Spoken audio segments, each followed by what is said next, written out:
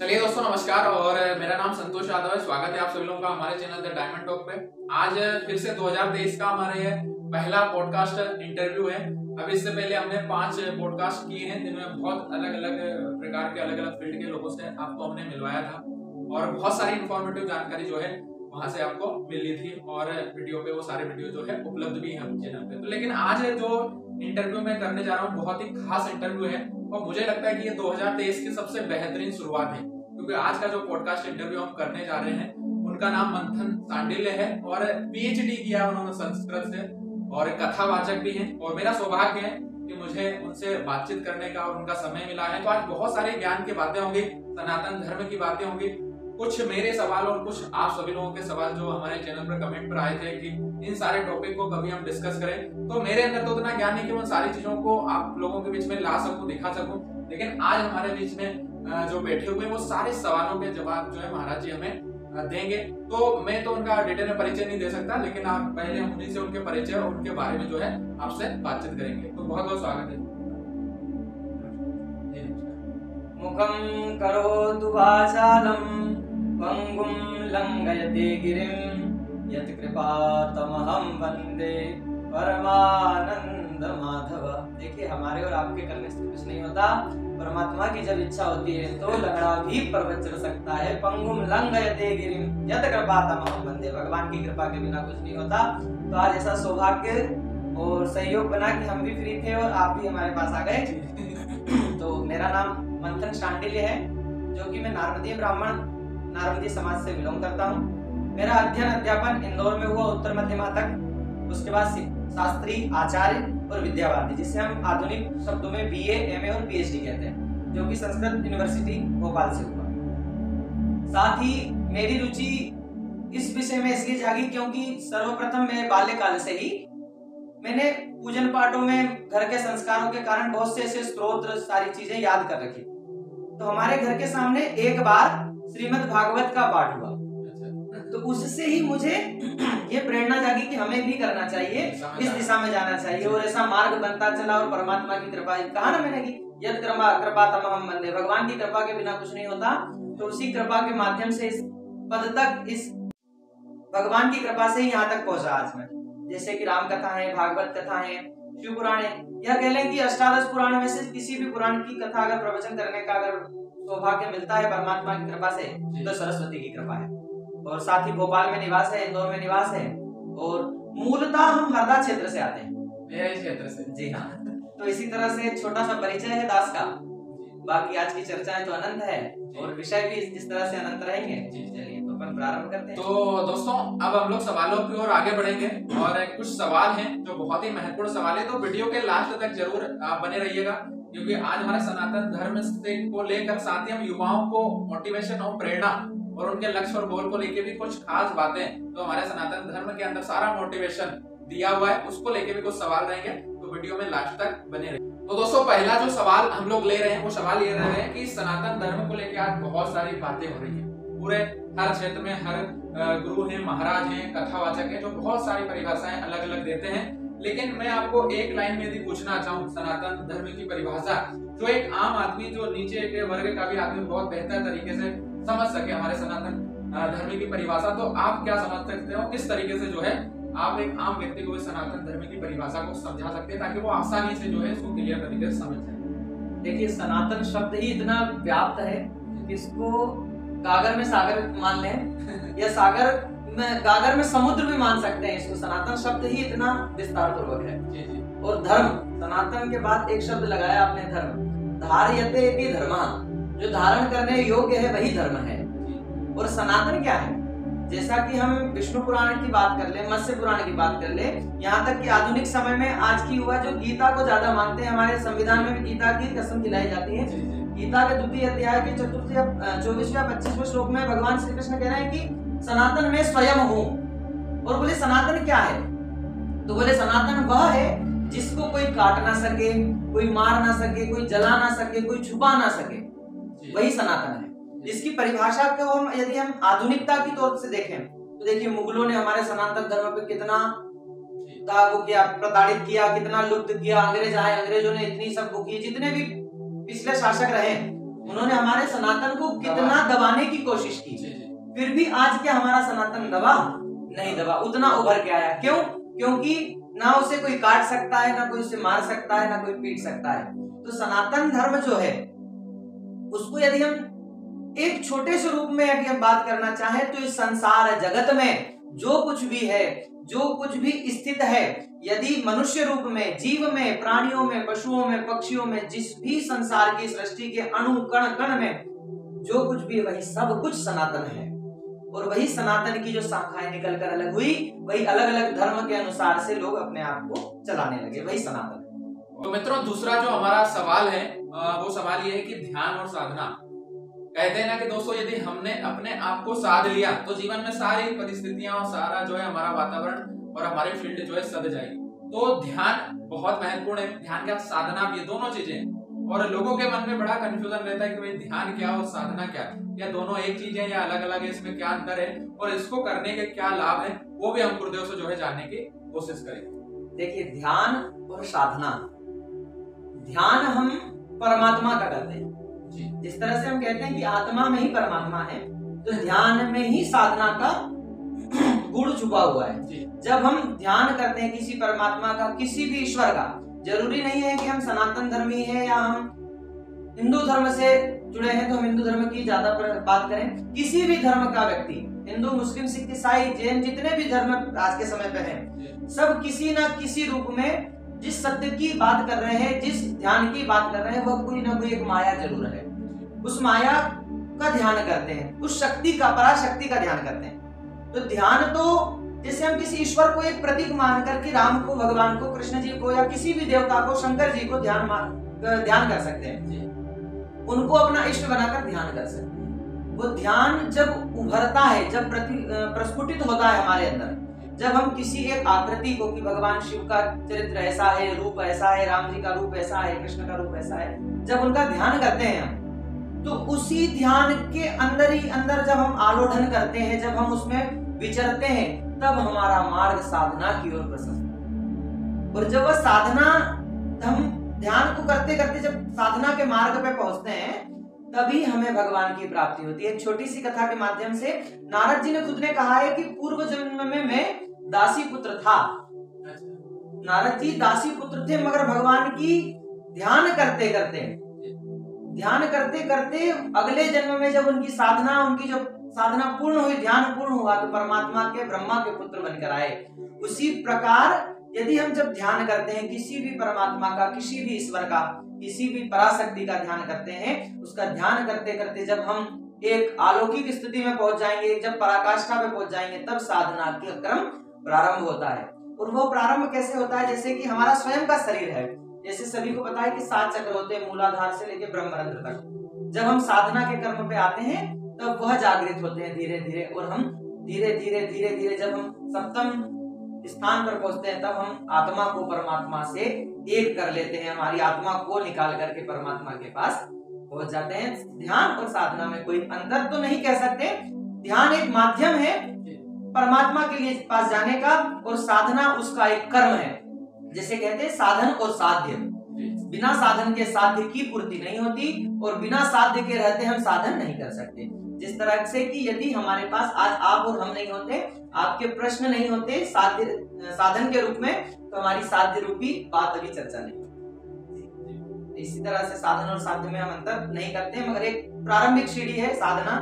साध्य मतलब कि हमारा ध्यान, और हमारी जो साध्य है, जो हमारा मूल तत्व है, वो हमारी साध्य। तीसरा जो हमारा सवाल है वो सवाल थोड़ा सा हमें अपने जीवन को सफल बनाने में भी मदद करेगा, क्योंकि हर युवा आज संघर्ष कर रहा है, मेहनत कर रहा है, और हम लोग किसी भी फील्ड को चुनते हैं और किसी भी काम की शुरुआत करते हैं तो हम बहुत जल्दी गिव अप कर जाते हैं, है ना। तो कुछ ऐसे उदाहरण, बहुत सारे उदाहरण हैं जिनके माध्यम से व्यक्ति मोटिवेट होता है। कई बड़े बड़े प्रोफेशनल जो होते हैं, कई एग्जाम्पल के माध्यम से जो है लोगों को मोटिवेट कराते हैं, उनको प्रेरणा देते हैं कि इस तरीके से इन्होंने ये अपने जीवन में संघर्ष किया, यहाँ पर पहुंचे, आप भी इसी तरीके से संघर्ष करते चलिए और आगे बढ़ते चलिए। लेकिन मेरे जो शुरू से भगवान श्री कृष्ण और भगवान राम, क्योंकि रामायण महाभारत से जुड़े हुए हैं, मैं बचपन से सब चीजें पढ़ता रहता हूँ, तो मुझे लगता है कि असली सारा शिक्षा तो वहां पर है।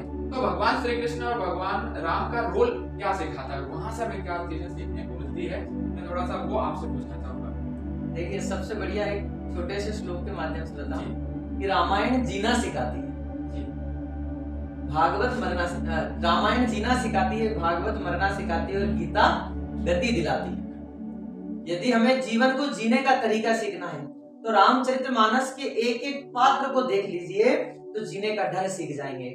महाभारत जैसे इतने बड़े युद्ध को देख लीजिए, मरने का तरीका हम सीख जाएंगे। भागवत को देख लीजिए, कंस आदि के मरने का तरीका सीख जाएंगे। और यदि हमें इस मोह माया रूपी अंधकार से गति चाहिए तो हम गीता के 18 अध्यायों को पढ़ लीजिए तो आपको गति मिल जाएगी। तो देखिए जैसा कि आपने प्रश्न किया कि राम और कृष्ण जी से हमें क्या सीखना चाहिए, जैसा कि हम देखते हैं कि राम जी की मर्यादा की बात करें हम, क्या भगवान परमात्मा थे वह चाहते तो मर्यादा में अगर ना रहते तो कौन उनका कुछ बिगाड़ सकता है। यदि भगवान राम चाहते तो दशरथ जी की आज्ञा का अवहेलना कर देते कि मैं जाने वाला नहीं, अब आप जो चाहे जो कर लीजिए। वो माया से उस क्षण को, उस घटी को ही बदल देते। मगर जिस तरह राम जी हमें यह सिखाते हैं कि मनुष्य मात्र जीवन में, क्योंकि उन्हें मनुष्य का रूप लिया, धारण किया, मनुष्य जीवन में यदि किसी घटना को परमात्मा ने लिख दिया है, या बोलते हैं कि अगर उनने, परमात्मा ने स्वयं ने भी उस चीज को भोगा है तो हम तो एक मनुष्य है। यदि परमात्मा ने अगर लिख रखा है हमारे जीवन में कि हमें इस तरह का दुख होगा तो वो होगा, उससे हमें पीछे हटकर नहीं आना चाहिए, उससे संघर्ष करते हुए उसका मार्ग ढूंढना चाहिए। जिस प्रकार से भगवान श्री राम ने ढूंढा, किस तरह से ढूंढा, भगवती सीता का हरण हो गया।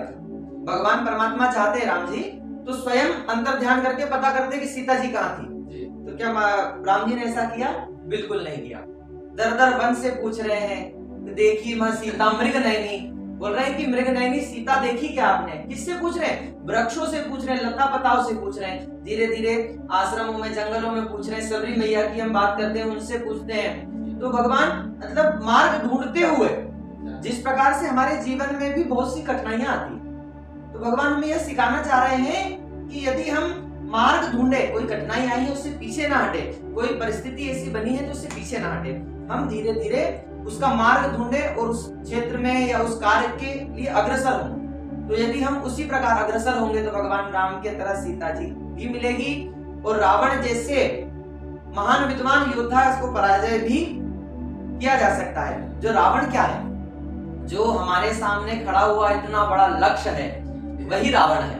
यदि हम सोचें कि आज हमने किसी चीज के लिए, जैसे कि आज आपका जो कार्य है बिजनेस से संबंध है, यदि हमने सोचा कि आज हमने बिजनेस प्रारंभ कर दिया और कल ही हमें करोड़ों की अर्निंग हो जाए, तो वैसा नहीं है। तो वही जो इतना लंबा रास्ता है वही रावण है, उसको मारने के लिए हमें धीरे धीरे धीरे धीरे आगे बढ़ना है। तो राम जी के चरित्र से हम यह सीख सकते हैं छोटी सी बातों में कि किस तरह व्यक्ति को जीना चाहिए, किस तरह से हमें सम्मान करना चाहिए, मर्यादाओं का पालन करना चाहिए। और राम जी से हम यह भी सीख सकते हैं कि किस तरह राज्य करना चाहिए, किस तरह शासन करना चाहिए। क्योंकि जब बिजनेसमैन होता है उसके नीचे बहुत सारी टीम होती है। तो देखिए अगर राम जी चाहते तो जंगल में बैठ करके भी अयोध्या चला सकते थे, मगर उन्होंने एक प्रतिनिधि के रूप में भरत को भेजा और साथ में हनुमान आदि कितने सारे उनके सहचर थे।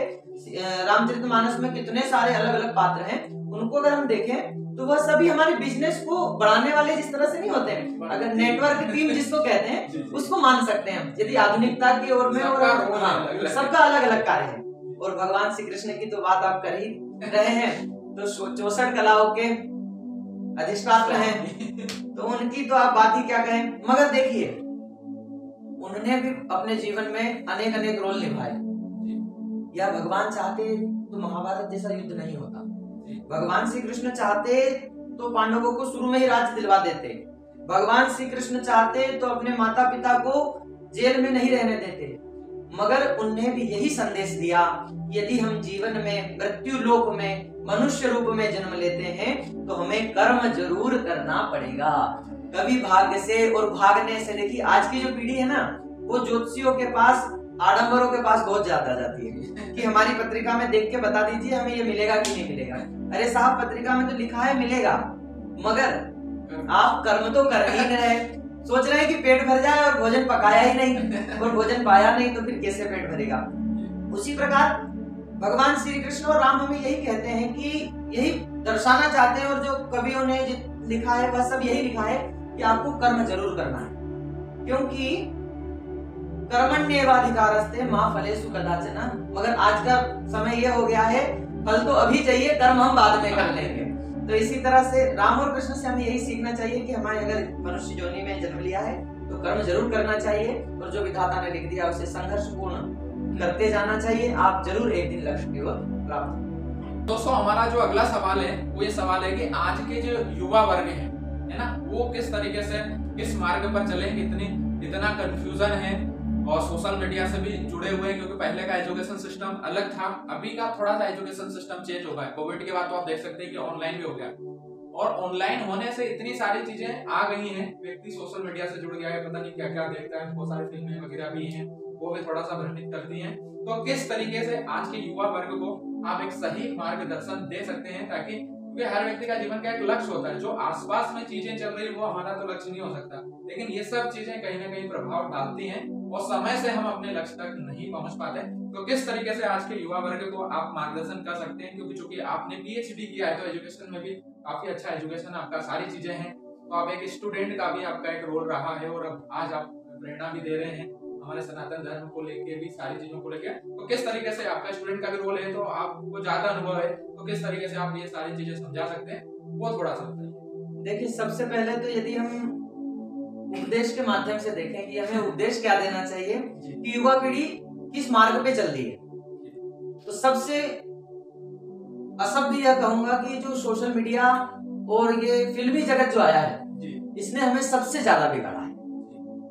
पहले के समय सीरियल भी बनते थे, पिक्चरें भी बनती थी, उस समय बहुत सारा अलग अलग दार्शनिक प्रोग्राम भी आया करते थे, मगर वह हमें संस्कार देने के लिए बनाए जाते थे। जैसा कि आज अभी लॉकडाउन के समय लोगों ने महाभारत और रामायण को कितना देखा, तो उस समय पे मुझे बनी थी। हाँ, जब सोचिए कि अगर उस समय ऐसे प्रोग्राम बनते थे तो हमारा चरित्र भी उसी प्रकार बनता, मगर आज के समय किस तरह की नग्नता को दर्शा रहे हैं। जैसा हम देखेंगे समाज में, वैसे ही हमारी बुद्धि भी कुरीतियों में लिप्त होती जाएगी, बढ़ती जाएगी, हम भी उसी तरह से सोचने लगेंगे। और सबसे ज्यादा दुष्प्रभाव एक तो ये एडवर्टाइजमेंट ने किया जीवन में, सबसे ज्यादा एडवर्टाइजमेंट ने सबसे ही ज्यादा अपनी गति को खराब किया है। यदि हम भागवत की चर्चा करें तो परीक्षित ने जो 4 स्थान दिए हैं ना, द्यूतम, पानम, स्त्रिया, सूनम, वो वास्तविकता में चरित्रार्थ होते दिखते हैं। कि आजकल का युवा द्यूत में मतलब जुए सट्टे में, आजकल तो आप मान लीजिए कि जो आधुनिकता का जो एक इंसान बना है ना मोबाइल, इसमें बड़े बड़े नेता, बड़े बड़े मतलब क्रिकेटर भी कह रहे हैं, जो आपको मोटिवेट करते हैं कि हमको ऐसा नहीं करना चाहिए, वे खुद भी एडवर्टाइज कर रहे हैं करोड़ों रुपया लेकर के कि आप इस जुए को खेलिए, कि क्रिकेट में पैसा लगाइए, खेल में पैसा लगाइए। तो सबसे ज्यादा हमें इन चीजों से बचना चाहिए। द्यूतम, इसके बाद पानम, कह रहे हैं कि दिन भर आज के समय पे तो दारू के भी ऐड हो रहे हैं, व्यक्ति पीना सिखा रहे हैं, पिक्चरों में दिखा रहे हैं कि हम महफिलें सज रही है, दारू पी रहे हैं, गुंडागर्दी हो रही है, ये सब चीज हमें देखने से ही सीखने को मिलती है ना। वो लालसा। हाँ, कि यार इनने किया है, इतना बड़ा एक्टर है, ये भी कर रहा है, या इसे करने से ऐसा होता है, तो हम भी क्यों ना। जीवन में क्या है, हाँ, सब चीज आने लगे अपन, तो ले इसको भी। तो सबसे युवा सबसे ज्यादा बिगड़ रहा है इन्हीं चीजों से। इसके बाद तीसरा विषय आया द्यूतम, पानम, स्त्रिया, स्त्रियों की संगति से आजकल बॉयफ्रेंड गर्लफ्रेंड के चक्कर में कितना गर्क गया है आदमी, व्यक्ति मतलब अधोगति की ओर जा रहा है। फैशन बन गया, इसकी गर्लफ्रेंड नहीं है, इसका बॉयफ्रेंड नहीं है, तो मतलब इसको कॉलेज लाइफ में अलग एक तरफ साइड दे दिया जाएगा उसको। तो इन चीजों से हमें बचना चाहिए। हाँ, सब्जेक्ट हो गए। टीचरों में आज के समय तो टीचरों में इन तरह की चर्चाएं चलती है कि भैया उस बच्चे की है गर्लफ्रेंड है या बॉयफ्रेंड है, तो टीचरों के लिए भी मेरा यह कहना है, अध्यापकों के लिए भी यह कहना है कि हमें इन चीजों का बढ़ावा नहीं करना चाहिए, इनको घटाना चाहिए। इसके बाद आ गया सूनम। सूनम शब्द के लिए हमने कहा है जहां पर मांस, मदिरा, मांस का कर्तन होता हो, मतलब जहां पशुओं का शिकार इत्यादि होता है। आजकल फैशन बन गया, बड़े बड़े एंकर होन, बड़े बड़े हमारे अभिनेता होन एड कर रहे हैं कि KFC वेफसी कुछ चलता है ना, पिज्जा हट और कैसा कैसा नॉनवेज का सबका एड कर रहे हैं। तो वास्तविकता में उन चारों चीजों को जो भागवत में कही गई, उसमें परीक्षित ने जो कहा कि आप यहाँ पे कलयुग आप वास करो, तो वास्तविकता में कलयुग का वास होने के कारण आज की युवा उसी अंधकार की ओर बढ़ती जा रही है। तो मेरा यही मानना है कि जब तक हम इन चीजों को नहीं छोड़ेंगे, अगर आज के समय आपको आपके लक्ष्य की ओर पहुंचना है तो केवल यही 4 चीजें हैं। आप कुरीतियों को छोड़ दीजिए, स्त्री संग को छोड़ दीजिए। यह नहीं कहता कि बिल्कुल आप ब्रह्मचारी बनकर बाबा बन जाइए, मगर आपके माता पिता, आपके पूर्वजों ने जो संस्कार दिए उनके माध्यम से विवाह करिए, संस्कार के साथ बहू को घर में लाइए, दामाद बनाइए, तो उससे आपका जो चरित्र होगा वो आपको निखर कर आएगा। मगर आज के समय आप दारू पी रहे हैं और हम देखते हैं मार्ग में जाते हुए दारू पीते झगड़े हो रहे हैं, कितनी सारी चीजें हैं। इन चीजों को हमें नहीं करना चाहिए, जिससे ये सारी चीजें करने के साथ साथ आदमी सामने वाला बोलता है बेरोजगारी है, नौकरी नहीं लग रही मेरी। तो आदमी जब ये करेगा, यदि हम इन चीजों को छोड़ेंगे नहीं। देखिए एजुकेशन की आपने जैसे बात करी, एजुकेशन लाइफ में मैं 5 साल हॉस्टल में रहा, हॉस्टल का जीवन भी मैंने देखा, मगर ये नहीं था हमारे कॉलेज में भी कि मतलब कि अगर हम किसी तरह की कुरीतियों में लिप्त थे। यदि हम हमारे कॉलेज की, हमारे कैंपस की बात करें तो जिस तरह से एक बालक बालिका साथ रहकर पढ़ते हैं उसी तरह हमारे कैंपस में भी अध्ययन होता है, मगर इन तरह की किसी भी प्रकार की कुरीतियों का असर हमारे पे नहीं पड़ा। उसका मूल कारण क्या था पता है आपको? ये कॉलेज कैंपस या एजुकेशन की जो आगे वाली जो हम मास्टर डिग्री या डिग्रियां जो कह रहे हैं उससे फर्क नहीं पड़ा। जो हमारे संस्कार थे बाल्यकाल के, जो हमने गुरुकुल में रहकर अध्ययन किया, उसके कारण हमारे जो संस्कार थे वो आजीवन हम चाह करके भी इन कुरीतियों को नहीं अपना सकते।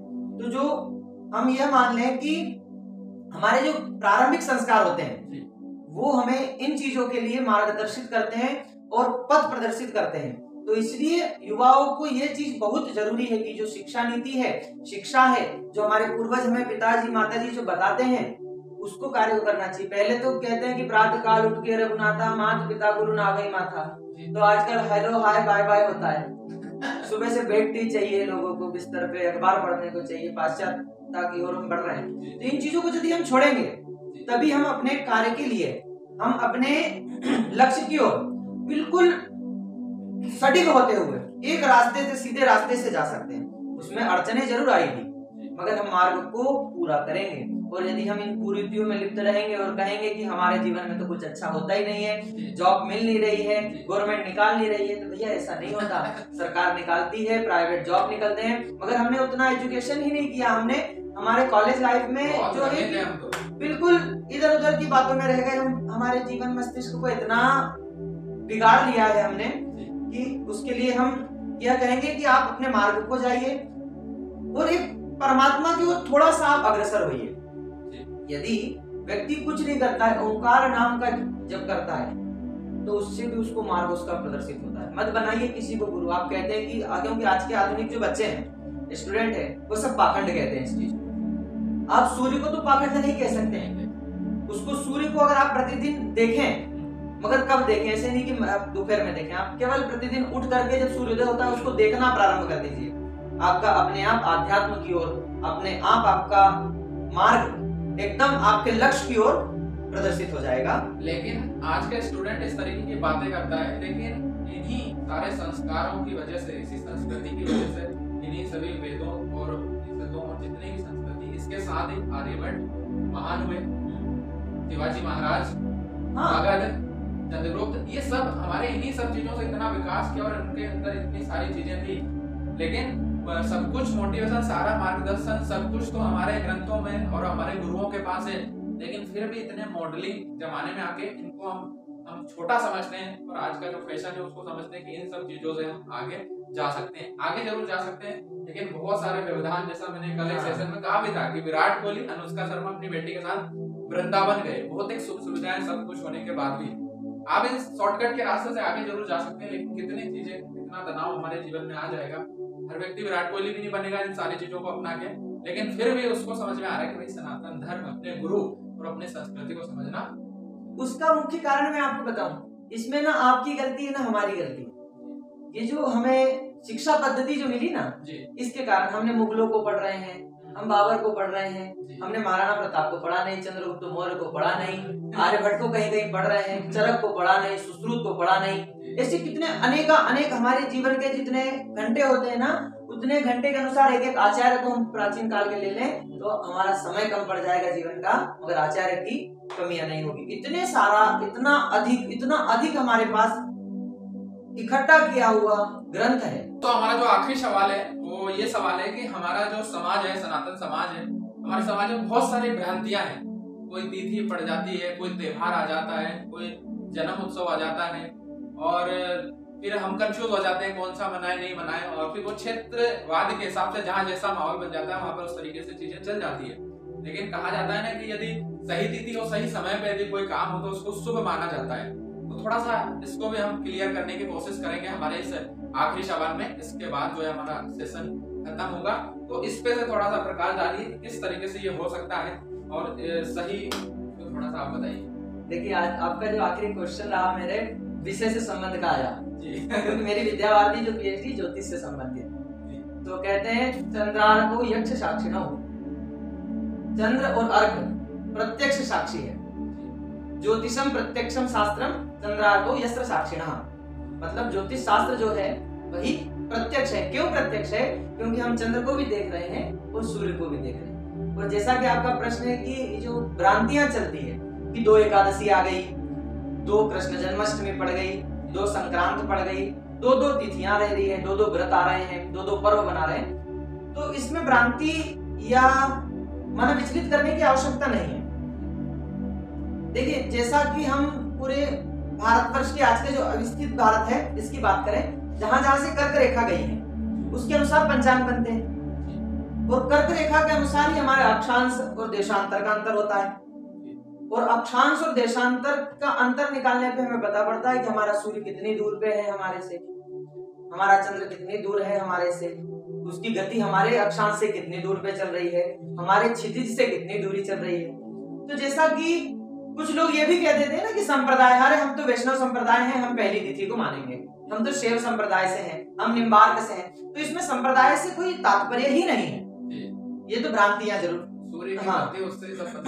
सूर्य और चंद्रमा की गति से तिथियों का निर्माण और व्रतों का निर्माण होता है। जैसे कि देखिए जिस व्रत में यदि हम जन्माष्टमी का पर्व बना रहे हैं तो हम राम और कृष्ण की बात कर ही रहे हैं, तो कृष्ण जी का जन्म मध्य रात्रि 12 बजे हुआ, तो रात्रि में जिस दिन अष्टमी लगे उस दिन हमें उस व्रत को करना चाहिए। मगर कुछ लोग कहते हैं हम तो उदया तिथि को मानेंगे।